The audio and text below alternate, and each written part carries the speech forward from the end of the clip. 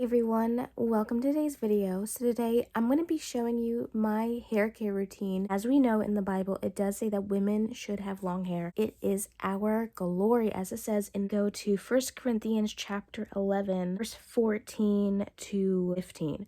So it says, does even nature itself teach you that if a man has long hair, it is a disgrace to him, but if a woman has long hair, it is her glory, for her hair is given to her as a covering. Then I will show you how I prepare my hair when I wear a head covering, when I pray and prophesy. Let's just go ahead and jump right into it. I just took my hair out of these like velvety kind of scrunchies. I got these from Dollar General, and they are really nice on my hair. They don't yank anything out, and I've had my hair in a ponytail for quite a while, so we're just going to go ahead and brush it. Now I use the viral like TikTok unbrush.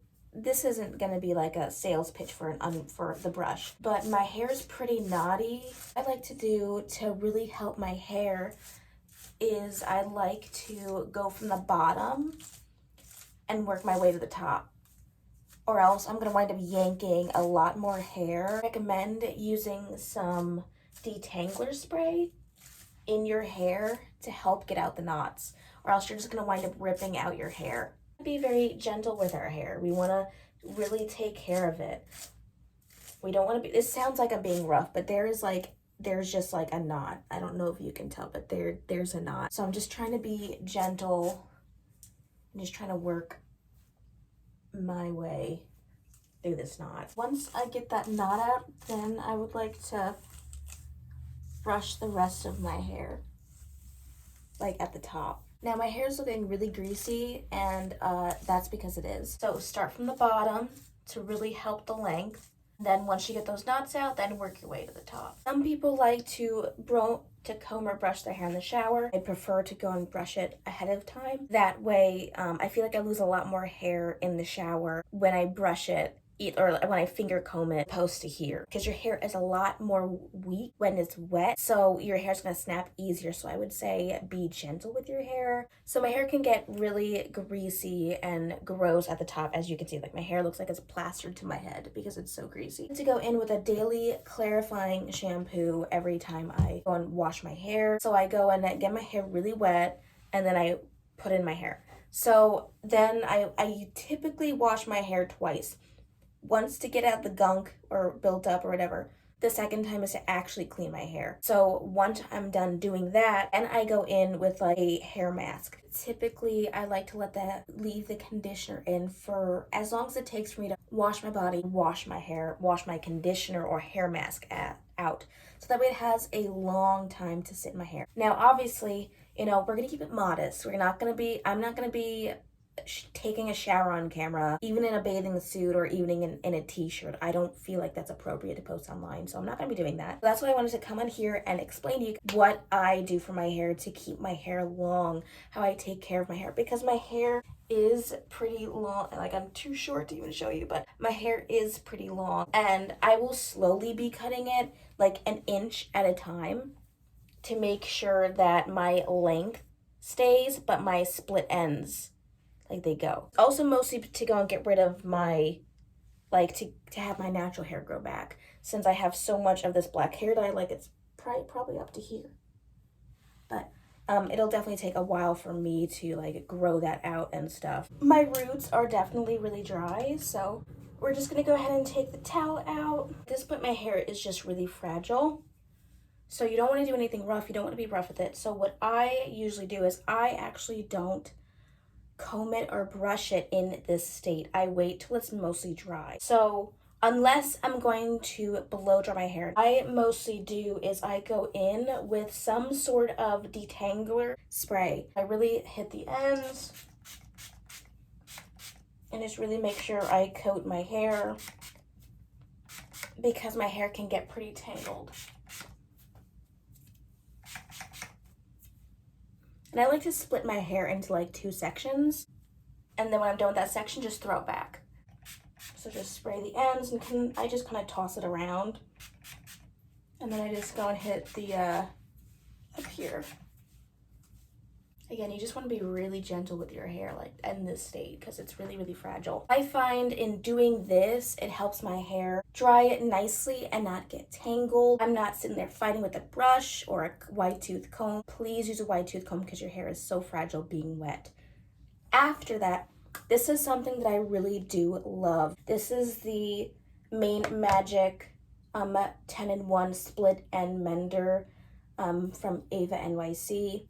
I love this stuff. I notice a difference in my hair when I don't use it. There's a time where I went to visit my family and I didn't bring this with me because I couldn't go on the plane with it. But I noticed a difference with my hair. I do have bleached hair underneath this really dark hair dye. I was bleaching it for years. So I would say even before I was married, and I got married in 2018, so I've been bleaching my hair pretty much since 2020. When I stopped bleaching my hair, it was like 2021. I was pregnant with my daughter. But you just want to go on the ends and really coat those ends. Don't use a lot because your hair can have like a little bit of like residual like feel to it, but just a little bit, and then just smooth it in your hands. And I find this makes the biggest difference. Hair care routine will help your hair. And with just a Tresemme leave-in conditioner, I have like used quite a bit of this. And I also brought it with me to visit my parents. So all I do with this is I just spray it on the ends, like from here down. This is what my hair looks like when it's, you know, I've got all the product in, and I literally just let it air dry from here.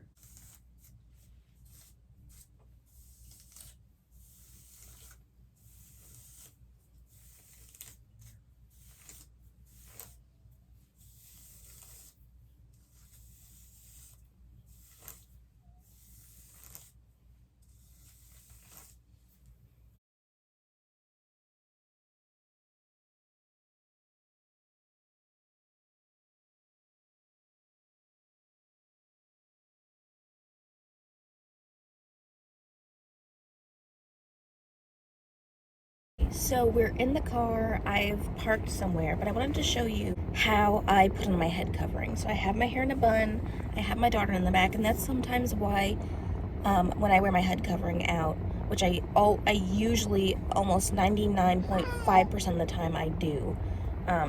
There's some rare times that I haven't, if it's like going in and out of a store or something. But this is how I would typically do it. So I have just a long scarf. You can buy it off on Amazon. You can buy some knit fabric. But I literally just take this scarf, put it over my head, kind of tuck the bun in it. I try to make sure one side is longer than the other. And I literally just throw it over my shoulder. That's all I do. And I find it easy when you're out and about, especially if you have a jacket like this. You can tuck the end in the back under it, so it's not like moving everywhere. Sometimes it does slip off my head, but my head is covered. Now it does look very, it does look kind of reminiscent to how a Muslim woman would cover her head. I just mostly do this for the sake of ease. As we know, I'm not Muslim. I am a Christian woman following the Lord Jesus Christ. But this is how I wear it. Sometimes I wear a snood. Sometimes I would like to experiment with like a turban. This is typically what I do, or I do my other scarf. That way I put it over my head and like use the infinity scarf. Yeah, so this is typically what I would do for my head covering when I go out and about. I did forget to mention that you can find fabric like this at Joann Fabrics. You can go to Joann Fabrics, you can go to Goodwill and look for some scarves that are like knit. Not necessarily like sweater material, but like jersey feeling or viscose, or those are typically what I wear when I go out and about. But in bed, when I'm ready to go to sleep and I'm about to pray, I would usually go for something more satiny and slippery. Not everybody can afford silk. I'm one of those people that can't afford silk, especially for like a pillowcase or something. So I go for satin. Satin's really good for your hair to help protect the lengths. You can find the Joanne fabrics again. I do have one that I have that's very silky and silk. It almost feels like silk, but it's not. You'll have to check the ingredients. Some people say cotton's really good for your hair, and we're really just trying to protect our hair and protect the lengths and protect because the Lord has given us this beautiful hair for our glory and is supposed to be at a feminine length. I'm not sure what's considered long. It could be shoulder length, it could be collarbone length. I'm not really sure what the Lord would consider long, like the starting point of long hair, you know what I mean? I can't really speak on that. That's something you should take to the Lord if you have short hair and feel convicted by this. It's supposed to look very different from a man. And that's something the world has lost, is feminine women. I'm trying to bring that back. I'm trying to bring back the godly feminine women who dress for the Lord and are after his heart. I do recommend, if you're trying to grow your hair out, I know that some sects say to don't cut your hair at all.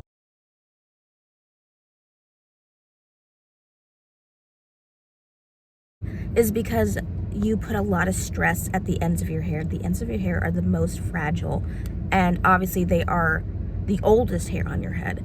So they are most likely to split and have split ends and cause a lot of damage to your mid-lengths and ends. I recommend, and this is something I was thinking about how the science of hair is, if you cut your split ends, you're not going to have all that damage that creeps up your hair shaft, because as soon as that happens, your hair's compromised and you can't fix that. You can't fix a split end. There are menders like I was showing, but they don't truly fix split ends. You have to get them cut. Cutting your hair at that very inch at the bottom really helps your hair, and it really protects the health. So I hope you enjoyed this video. I will see you in my next one, and have a blessed day. Bye.